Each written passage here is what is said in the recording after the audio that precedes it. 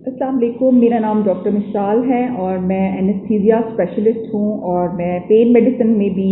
Further specialisation कर रही हूँ। आज का मेरी वीडियो बनाने का मकसद ये था कि मैं उन फीमेल्स को अवेयरनेस दे सकूँ जो हमारे पास सिजेरियन सेक्शन के बाद और नॉर्मल डिलीवरी में एपिड्यूरल लगने के बाद स्पाइनल हेडेक की कंप्लेंट्स के साथ बहुत ज़्यादा आती हैं।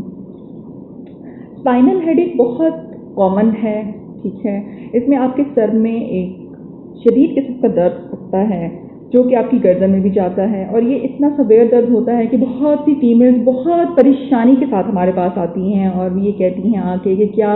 हमारा ये सर का दर्द कभी ठीक भी हो पाएगा, क्या हम कभी अपने बच्चों को संभाल सकेंगे सर दर्द के साथ। वो इतने ज़्यादा डिप्रेशन में चली जाती हैं सर दर्द की वजह से। तो मैंने सोचा कि मैं आज इस बारे में थोड़ा सा डिस्कस करती हूँ और आप लोगों को थोड़ा सा अवेयरनेस देती हूँ कि आप जो है वो स्पाइनल हेडेक होता क्यों है,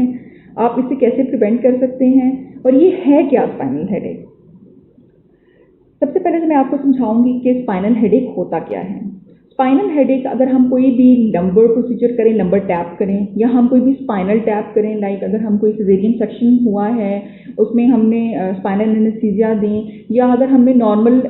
लेबर के लिए पेशेंट को एपिड्यूरल डालना है तो उसमें अगर हम ऐसा कोई प्रोसीजर करें और उस जगह को आप जो है वो मैनिपुलेट करें, लाइक कोई लंबर प्रोसीजर। इसके अलावा अगर हमने कोई ऐसा प्रोसीजर करना हो जिसमें हम कमर का पानी निकालते हो और हमने कोई इन्वेस्टिगेशन या फिर टेस्ट वगैरह कराना हो, उन पेशेंट्स में जो है वो अक्सर ऐसा होता है कि इन तमाम प्रोसीजर्स के बाद सर में बहुत शदीद किस्म का दर्द जो है वो उठ सकता है। अब ये सर का दर्द क्यों होता है, मैं आपको थोड़ी सी इसकी एनाटॉमी और थोड़ा सा आपको समझाना चाहूँगी कि ये होता क्यों है।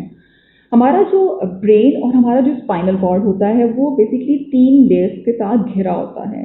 उन 3 लेयर्स के दरमियान में फ्लूइड होता है जिसे हम कहते हैं सेरिब्रोस्पाइनल फ्लूइड। ये सेरिब्रोस्पाइनल फ्लूइड जो होता है ये बेसिकली एक शॉक एब्जॉर्बर के तौर पे और एक कुशन की तरह एक्ट करता है। हमारा जो ब्रेन होता है वो इसी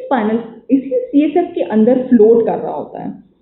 अब होता ये है कि जब हम कोई लंबर टैप करते हैं या हम कोई स्पाइनल टैप करते हैं या हम कमर का पानी निकालने के लिए कोई प्रोसीजर करते हैं तो हम एक छोटा सा होल क्रिएट कर देते हैं इस स्पेस में जहाँ पे सीएसएफ होती है। और जब हम वो छोटा सा होल क्रिएट कर देते हैं तो होता ये है कि वहाँ से सीएसएफ बाहर लीक होना शुरू हो जाता है और ब्रेन जो कि फ्लोट कर रहा होता है ऊपर सीएसएफ में, वहाँ से जो है वो सीएसएफ की क्वांटिटी कम होना शुरू हो जाती है, ठीक है। और वो फ्लूइड जो है वो सीएसएफ ऊपर से नीचे आना शुरू हो जाता है और वो लीकेज होना शुरू हो जाती है उसकी। अब होता ये कि जो ब्रेन है वो तो सीएसएफ के अंदर फ्लोट कर रहा होता है और वो उसको सीएसएफ ने एक प्रोटेक्टिव कुशन दिया होता है। अब जब सीएसएफ कम हो जाएगा ब्रेन में तो क्या होगा कि जो आपका ब्रेन है वो आपके जो स्कल में ब्लड वेसल्स हैं या आपकी जो वेन्स और नर्व्स पड़ी हुई हैं उनको कंप्रेस करेगा। जब वो उनको कंप्रेस करेगा क्योंकि उसे कोई प्रोटेक्टिव कुशन नहीं मिल रहा ना, तो जब वो उनको कंप्रेस करेगा तो आपको सर में एक बहुत शदीद किस्म का दर्द जो है वो महसूस होगा। बहुत शदीद दर्द होता है ये। आपको ये सर में दर्द के अलावा आपको हो सकता है गर्दन में भी दर्द महसूस हो, आपको कमर में भी दर्द महसूस हो, आपको जो है वो मतली भी महसूस हो, आपको चक्कर आना शुरू हो जाए, आपकी आंखों के आगे अंधेरा आना शुरू हो जाए और ऐसा भी होता है कि आपको फोटोफोबिया भी हो सकता है। ये सारी अलामात अगर मरीज़ में ज़ाहिर हो रही हैं और स्पाइनल लगने के बाद जो है मरीज़ अमूमन जो है वो इन शिकायत के साथ हमारे पास आते हैं। अब मैं आपको सिर्फ ये बताना चाहूँगी कि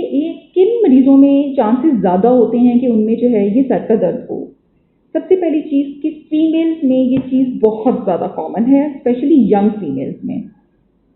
इसके अलावा अगर किसी पेशेंट के अंदर हेडेक की ऑलरेडी हिस्ट्री है कि उनको बहुत ज़्यादा हेडेक रहता है तो उनमें बहुत ज़्यादा चांसेस हैं कि अगर उनको कोई ऐसा प्रोसीजर हुआ हो तो उनके बाद उनको स्पाइनल हेडेक हो सकता है। इसके अलावा अगर हम ऐसा अपनी टेक्निक यूज़ करें कि हम बहुत ज़्यादा ये प्रोसीजर करते वक्त बहुत ज़्यादा छेद कर दें, मतलब मल्टीपल अटैम्प्ट्स करें, तो उसकी वजह से भी जो है वो पेशेंट में स्पाइनल हेडेक होने का बहुत ज़्यादा चांस होता है। और जब पेशेंट हमारे पास ऑपरेशन कराने के लिए आ रहा होता है और उन्होंने ये कमर में टीका लगा के अपने आप को जिस्म सुन करना होता है, अगर उससे पहले ही हम मरीज़ को बहुत ज़्यादा फ्लूइड ना दें या ऑपरेशन के बाद मरीज़ को फ्लूइड ना दें तो मरीज़ को सर में बहुत ज़्यादा दर्द पेश आ सकता है। इसके अलावा नॉर्मल यंग फीमेल पेशेंट्स जो उनको सी सेक्शन हुआ हो या उनका एपिड्यूरल उनको लगा हो, उसके बाद बहुत नॉर्मल डिलीवरी से पहले एपिड्यूरल जो हम लगाते हैं उनमें बहुत से चांसेस होते हैं कि उनको जो है वो कमर में दर्द हो सकता है। इनके अलावा जो पेशेंट्स डायूरेटिक्स इस्तेमाल कर रहे होते हैं या डायूरेसिस में होते हैं, उन पेशेंट्स के अंदर बहुत सा चांस होता है कि उनको जो है वो स्पाइनल हेडेक हो सकता है। अब अल्लाह ताला ने अगर कोई बीमारी पैदा की है तो उसकी शिफा भी अल्लाह मियाँ देता है, हर चीज़ का इलाज भी मुमकिन है। सो परेशान होने की ज़रूरत नहीं है। अगर कोई पेशेंट आता है तो सबसे इम्पॉर्टेंट चीज़ है कि पेशेंट की काउंसलिंग सबसे ज़्यादा ज़रूरी है। एक डॉक्टर जो है अगर अपने पेशेंट की अच्छी काउंसलिंग करेगा तो 99% बीमारियां तो वहीं पे ख़त्म हो जाती हैं। इसलिए अगर आपके पास कोई पेशेंट आता है तो आप जो है वो उसको अच्छी तरह काउंसलिंग करें, आप उनको बिठाएं और उनको समझाएं कि ये ऐसी बीमारी नहीं है कि आपको बिल्कुल ही कोई मफलूज कर देगी और आप काम करने के काबिल नहीं रहेंगे, बल्कि आपने उनको थोड़ा सा गाइड करना है कि आप जो हैं वो एक तो सीधा लेटें, बिल्कुल अपने सर के नीचे से तकिया हटा दें और बिल्कुल लेवल होकर लेटें और अपनी टांगें थोड़ी सी रेज कर दें। सीधा लेटने का फ़ायदा ये होगा कि आप जो हैं वो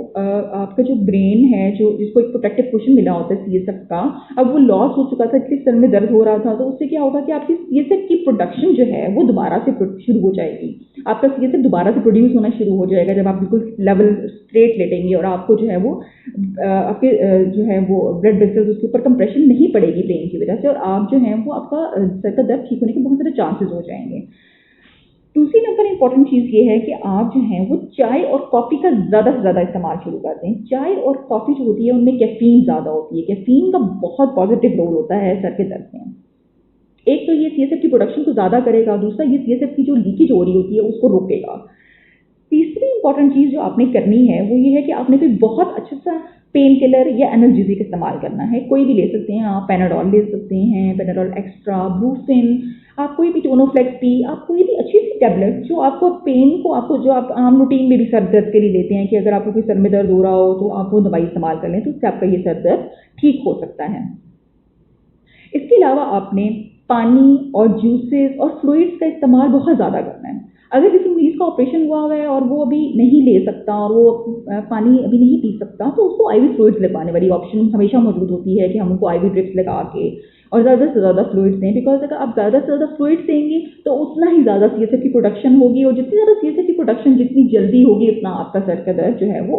आपको आराम आ जाएगा। अब अमूमन की सर का दर्द जो होता है वो 4 से 5 दिन में हमारे पास पेशेंट्स आ जाते हैं कि हमारा जो सर का दर्द है वो बेहतर हो रहा है और हम अब बेहतर महसूस कर रहे हैं और हम चलने फिरने के काबिल हो रहे हैं। लेकिन अगर स्टिल ये दर्द सर का दर्द रहता है, इन तमाम जो है टेक्निक्स के बावजूद भी सर का दर्द रहता है, तो फिर हमारे पास एक ऑप्शन मौजूद होती है जिसको हम कहते हैं एपिड्यूरल ब्लड पैच। इसमें हम क्या करते हैं कि मरीज़ का ही ब्लड लेते हैं, ठीक है, 20 ml के करीब हम ब्लड लेते हैं, बिल्कुल एसेप्टिक टेक्निक्स में, मतलब साफ सुथरा हर प्रॉपर स्टेलाइज टेक्निक्स के साथ हम वो ब्लड लेते हैं और मरीज़ की उसी जगह पे जहाँ पे हमने ये प्रोसीजर किया होता है, लाइक लंबर टैप किया होता है या हमने कमर का पानी निकाला होता है या हमने स्पाइनल एनेस्थीसिया लगाया होता है, उससे एक स्पेस ऊपर या एक स्पेस नीचे जो है हम इसको इंजेक्ट कर देते हैं। ये क्या करता है कि ये ब्लड जो है वहाँ जाके क्लॉट हो जाता है और आपकी जो सीएसएफ की लीकेज है उसको रोक देता है।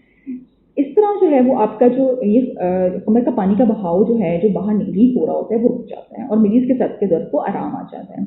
अमूमन 99% पेशेंट्स में ये एपिड्यूरल ब्लड पैच बहुत सक्सेसफुल है, लेकिन अगर अनफॉर्चुनेटली किसी में नहीं सक्सेसफुल होता तो हमारे पास एक ऑप्शन अगेन मौजूद है कि हम ये एपिड्यूरल ब्लड पैच दोबारा रिपीट कर सकते हैं। तो ये वीडियो बनाने का मकसद ये था कि इसमें कोई घबराने वाली और परेशान होने वाली बात नहीं है, ठीक है, हर चीज़ का ट्रीटमेंट मौजूद है। और स्पाइनल हेडेक की अगर हम पेशेंट्स को अवेयरनेस देंगे, अगर आप शोबाए गायनेकोलॉजी या ऑब्स्टेट्रिक्स में हैं या आप इवन सर्जरी में हैं, आप अपने पेशेंट्स को अगर थोड़ा सा काउंसिल कर देंगे, गाइड कर देंगे, अगर आप उनको थोड़ा सा बता देंगे कि स्पाइनल हेडेक हो सकता है और आप उसको इस तरह प्रिवेंट कर सकते हैं, तो बहुत से पेशेंट जो हैं वो